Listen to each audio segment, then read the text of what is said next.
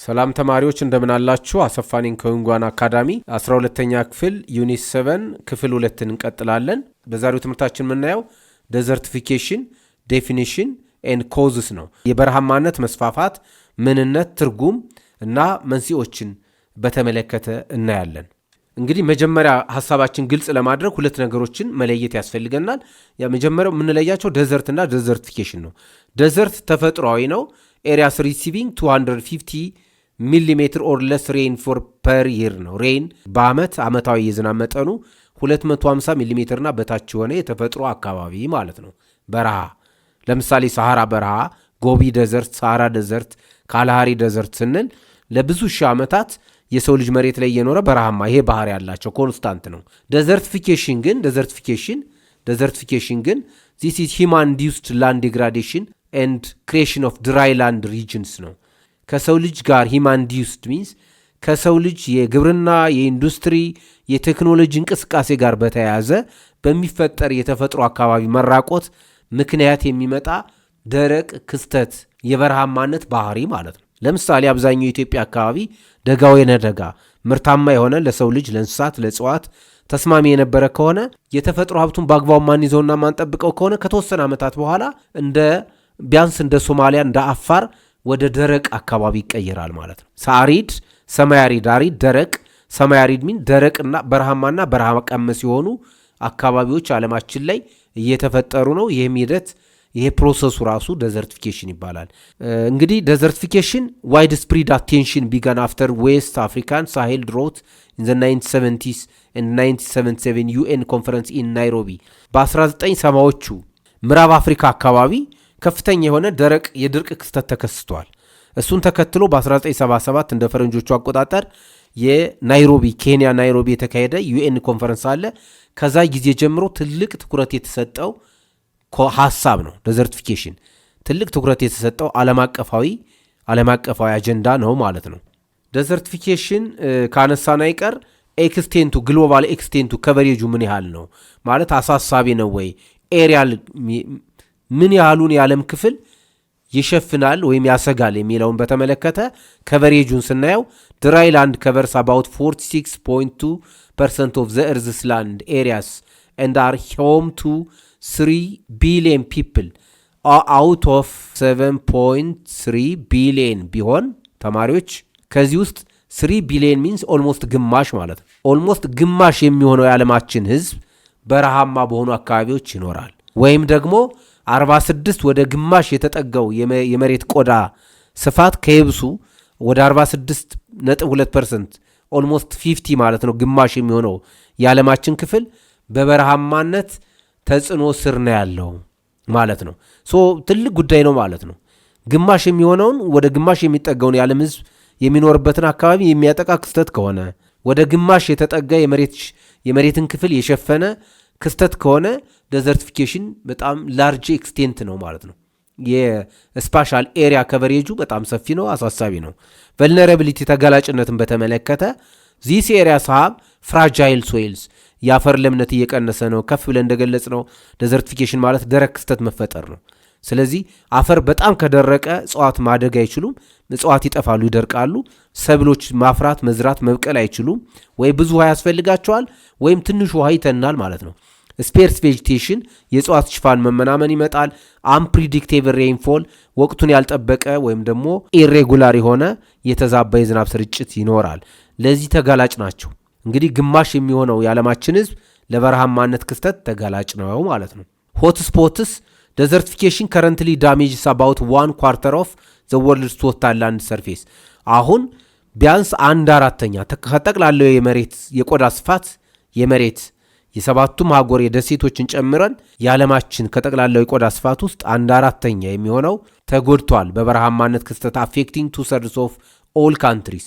ከጠቅላላው ሀገሮች ደግሞ ኦል ካንትሪስ ለምሳሌ ሀገራት 200 ካንትሪስ ቢሆኑ ከነዚህ ውስጥ 2/3 የሚሆኑት በበረሃማነት ክስተት እየተጠቁ ነው ማለት ነው። እሺ ተማሪዎች አሁን እያልን ያለነው በረሃማነት በከፍተኛ ሁኔታ በመስፋፋቱ ሰፊ የዓለማችን አካባቢ እያዳረሰ ነው። ከፍተኛ ቁጥር ያለው የዓለምን ህዝብ ጉዳይ እየሆነ ነው እያልን ያለነው። ይሄ ለምን ሆነ ነው? ይሄ ለምን ሆነ የሚለውን ተከትለን ስንሄድ አንደኛው ፊት ለፊት የምናገኘው ነጥብ የዓለማችን የህዝብ ቁጥር እድገት ነው እና የሚፈጠረው ጫና ነው። ሂውማን ወርልድ ፖፑሌሽን ግሮዝ ኤንድ ኢትስ ፕሬሸር የዓለም ህዝብ ቁጥር እድገት ነው። ከቁጥር አንጻር ስናየው በዩኒት 4 እንዳጠናችሁት እንዳየነው ዩኒት 4 the human population has grown from 1 billion in 1850 to 8 billion today አሁን ወደ 8 ቢሊዮን እየተጠጋ ነው። 7.8 ደርሷል። ስለዚህ የዓለም ህዝብ ቁጥር ራፒድሊ እየጨመረ ነው የመጣው። የዓለም ህዝብ ቁጥር በፍጥነት እየጨመረ ለምሳሌ በ18 2000 ለመሆን 150 ዓመት ነው የቆረ ባለፈው 200 ዓመታት ውስጥ ብቻ ከ1 ቢሊዮን ወደ 8 ቢሊዮን ጨምሯል ነው የዓለም ህዝብ። ራፒድ ነው፣ በጣም ፈጣን የሆነ የዓለም ህዝብ ቁጥር በመኖሩ ምክንያት በተፈጥሮ አካባቢ በላንድ ሪሶርስ ላይ የሚፈጠረውን ክስተት ለበረሃማነት አሳሳቢነት ትልቅ አስተዋጽኦ ይኖረዋል ማለት ነው። ውጤቱ ምንድን ነው የሚሆነው? ፋስት ፖፑሌሽን ግሮዝ ከ2 እስከ 3% ፐር ይር ግሮዝ ሬቱ ከ2 እስከ 3% በአመት ያድጋል። ሜክስ ትራዲሽናል ፉድ ፕሮዳክሽን ኢምፖስብል በዘመናዊ በተለመደው መልኩ ምግብን ማምረት የማይቻል እያደረገው ነው። ምግብ አርቲፊሻል በሆነ በኬሚካል ፈርቲላይዘር፣ ፔስቲሳይድስ፣ ኸርብሳይድስ የሰው ልጅ በፋብሪካ በተመረቱ ግብዓቶች ወደ ማምረት እንዲገደድ ያደርጋል ማለት ነው። እሱ ደግሞ አካባቢውን ይጎዳዋል። አካባቢው ሲጎዳ ደግሞ መልሶ በረሃማነትን ሊያመጣ እንደሚችል እንረዳለን። ሳይክሊካል ነው እዚህ ጋር ጉዳዩ። ኢንክሪስድ አግሪካልቸር ፕሬዠር የግብርና ስራ መጨመሩ ሚንስ ሶይል ኢን ድራይ ላንድ ኢዝ ኖት ጊቭን ታይም ቱ ሪከቨር አፈሩ የመሬት ሀብት ሪከቨር ራሱን መልሶ ለምነቱን እንዲተካ ጊዜ አያገኝም ማለት ነው። ፋሎ አይኖርም። ሾርትንድ ፋሎ ፔሪድ ፋሎ አይኖርም። ያለ ረፍት በአመት 2 ጊዜም 3 ጊዜም እንደው አንዳንድ አካባቢ በመስኖ ግብርና ሁሉ በክረምት ግብርናም ይመረትበታል። ኦል ዘ ታይም ደግሞ ኬሚካል ፈርቲላይዘር፣ ኬሚካል የተባይ መከላከያ ሄርብሳይድስ፣ ኬሚካል ፔስቲሳይድስ የተባይ የአረም መከላከያ የሰው ልጅ ይጠቀማል። ሊዲንግ ቱ ሄብ መጨረሻ ላይ ወደ ምን ያመራል? ድሮፕ ኢን ፕሮዳክቲቪቲ የምርታማነት መቀነስ ያመጣል። ኢኮኖሚካሊ ኢንቫይሮንመንታሊ ደግሞ ዴዘርቲፊኬሽንን ያመጣል ማለት ነው። ከዚሁ ጋር ተያይዞ የህዝብ ቁጥር በመጨመሩ ሊመጣ የሚችለው ኦቨር ኤክስፕሎይቴሽን ኦፍ ሪሶርስስ ነው። ኤግዚስቲንግ አሁን ዓለማችን ያላትን የተፈጥሮ ሀብት ሪሶርስ ስንል ተማሪዎች በዩኒት 3 እንዳያችሁት 11ኛ ክፍልም እንዳያችሁት የውሃ ሀብት፣ የመሬት ሀብት፣ የደን ሀብት፣ የከባቢ አየር ወይም ደግሞ የአየር ሀብት፣ የማዕድን ሀብት 8ኛው ሰው ነው። ስለዚህ በጣም ወሳኝ የሆኑት የምድራችን የተፈጥሮ ሀብቶች ኦቨር ካልቲቬት ይዳረጋሉ። ፋርሚንግ ድራይ ላንድስ አት ሃይ ሪስክ ኦፍ ድሮት ኤግዞስት ኦል ኒውትሪየንትስ ፋስተር ዛን ዘይ ካን ሪጀነሬት በተለይ ለድርቅ ተጋላጭ በሆኑ አካባቢዎች በከፍተኛ የሆነታ ፋርሚንግ ሲስፋፋ አካባቢው በቀላሉ ኒውትሪየንቱን ሉዝ እንዲያደርግ የያዘውን ማዕድን ኤግዞስት እንዲያደርግ እንዲሟጠጥ ለምነቱን እንዲያጣ ወደ ባዶነት እንዲቀየር ያደርጋል ማለት ነው። ሁለተኛ ኦቨርግሬዚንግ ነው። ኦቨርግሬዚንግ ልቅ ግጦሽ ማለት ነው። ተማሪዎች እንደምታስታውስ ቱ ሜኒ አኒማልስ ሪሙቭ ዘ ቬጂቴሽን ከቨር ዛት ፕሮቴክት ሶይል ኢሮዥን ፍሮም ኢሮዥን። በኢትዮጵያ ደረጃ ስታዩት ኦቨርግሬዚንግ በሶማሊያ አሁን ሶማሊያ ቦረና ወደ መተማ ሆመራ እነዚህ ቦርደር ወደ ጎረቤት ሀገሮች ያሉ ቆላማ አካባቢዎች የኢትዮጵያ አካባቢዎች ዋናው ኢኮኖሚ አክቲቪቲ የሰብል ግብርና ሳይሆን እንስሳት እርባታ ነው። እሱ ኦቨርግሬዚንግ። ስለዚህ የህዝብ ቁጥር በቆላማ አካባቢዎች ሲጨምር ብዙ እንስሳትን ሰው ያረባል ማለት ነው። ብዙ እንስሳትን ሰው ሲጠቀም አካባቢው ዲግሬድድ ይሆናል፣ የእጽዋት ሽፋቱን ያጣል፣ በረሃማነት ይስፋፋል። ሶስተኛው ፑር ቴክኒክ ነው። ፑር ፋርሚንግ ቴክኒክ ነው። እዚህ ጋር ደካማ የሆነ ኋላ ቀር የሆነ በቴክኖሎጂ ምክንያትም አንዳንድ ኋላ ቀርነት ይመጣል። በተፈጥሮ መንገድ የተፈጥሮ ሀብቱ አቅሙን ሳይለቅ ማምረት ዘመናዊነት ነው። በዘመናዊ ኬሚካሎችንና ዘመናዊ ግብዓቶችን ተጠቅሞ ለተወሰነ ዓመታት ብቻ ከፍተኛ ምርት እንዲገኝ ማድረግ በራሱ ዘመናዊነት አይደለም ማለት ነው። ፑር ነው ቴክኒኩ። ሞኖካልቸር ለምሳሌ ግሮዊንግ ዋን ክሮፕ ሰብሎች ተሰባጥረው ሲዘሩ ለምሳሌ ቡና፣ ፍራፍሬዎች፣ የተለያዩ ጥራጥሬዎች ለምሳሌ በቆሎ ምናምን ቢዘራ አካባቢው አይጎዳም። የሚያገኘው ማዕድን አለ በግብርና በአግሪካልቸር ትምህርት እንደምትማሩት ተማሪዎች። ነገር ግን ሞኖካልቸር ማለት እንሰት ብቻ ወይ ደግሞ የሆነ ተመሳሳይ ክሮፕ ብቻ ከተደረገ ኩዊክሊ በፍጥነት ለምነቱን ያጣል። ዛት ኢዝ ሞኖካልቸር። ላክ ኦፍ ፈርቲላይዘርስ ናቹራል ፈርቲላይዘር ማለት ነው። የተፈጥሮ ማዳበሪያ እጥረት፣ ፋርሚንግ ዳውን ስሎፕስ፣ እነዚህ ተዳፋት የሆኑ መሬቶችን ኢንስቴድ ኦፍ ፎሎዊንግ ኮንቱር ላይንስ አግራቤት ዘዳሜጅ ተዳፋት የሆኑ አብዛኛው የኢትዮጵያ አካባቢዎች የመካከለኛው የሰሜን ኢትዮጵያ አካባቢዎች ተራራማ አካባቢዎች ናቸው። ተዳፋት ይበዛል። የኢትዮጵያ ሕዝብ ቁጥሩ እየጨመረ በመሄዱ ለምሳሌ በኢትዮጵያ ደረጃ ስናየው ተዳፋት የሆኑ አካባቢዎች ደግሞ ለውሃ ለንፋስ ኢሮዥን የተጋለጡ ስለሆነ በቀላሉ የበረሃማነት ክስተት እንዲስፋፋ አስተዋጽኦ ያደርጋል ማለት ነው። ሶስተኛውና መሰረታዊ ምክንያት ዲፎሬስቴሽን ኤንድ ኢነርጂ ዩዝ ነው። የደን ሽፋን መቀነስና የኃይል አጠቃቀም ነው። ዶሜስቲክ ኢነርጂ ኢን ሜኒ አሪድ ኤሪያስ በብዙ በረሃ ቀመስ አካባቢዎች ውድ ኢዝ ፕራይሜሪ ሶርስ ኦፍ ፎር ኩኪንግ ላይቲንግ ኤንድ ኮንስትራክሽን እጽዋት የተፈጥሮ እጽዋት ወይም የደን ምርቶች ለማገዶ ለላይቲንግ ለኮንስትራክሽን ለተለያዩ የግንባታ ስራዎች ይውላል። እሱ ደግሞ ኩዊክሊ በፍጥነት በደን የተሸፈኑ አካባቢዎችን እንዲጋለጡ ያደርጋል ማለት ነው ዲፎሬስቴሽኑ። ስሎው ሪከቨሪ ሁለተኛው እዚህ ጋር የተያያዘው ዲፎሬስቴሽኑ ብቻውን ሳይሆን ቢኮዝ ኦፍ ዋተር የውሃ እጥረት በበረሃማነት መስፋፋት ምክንያት የውሃ እጥረት ስለሚፈጠር መልሶ የውሃ እጥረቱ በረሃማነትን ያመጣል። አካባቢው ስለሚደርቅ ሪከቨር አያደርግም። ፕላንቱ ወይም ደግሞ ይሄ ፎሬስት የእጽዋት ሽፋኑ ሪከቨር በደረቅ አካባቢዎች ድራይላንድ አካባቢዎች ፎሬስት ሪጀነሬሽን ቬሪ ስሎው ይሆናል ማለት ነው። ወይም አይተካም፣ ቢተካም ግራጁዋሊ ነው፣ ቀስ ብሎ ነው። ተማሪዎች ዲፎሬስቴሽንና ኢነርጂ ዩዝ ወይም የደን ሽፋን መቀነስና የኃይል አጠቃቀምን ለማስተካከል ምን መደረግ አለበት ዋት ኢዝ ዘ ሶሉሽን ወደሚለው ስንመጣ በጣም ፊት ለፊት መጥቶ የምናገኘው መፍትሄ ዩዚንግ ሪኒዌብል ኢነርጂ ሶርስስ ነው። ታዳሽ የኃይል ምንጮችን መጠቀም ለሀገራት ለህዝቦች እንደ አካባቢም እንደ ሀገርም እንደ ዓለምም ይሄ ነው ትልቁ አስተያየት ምክር ማለት ነው።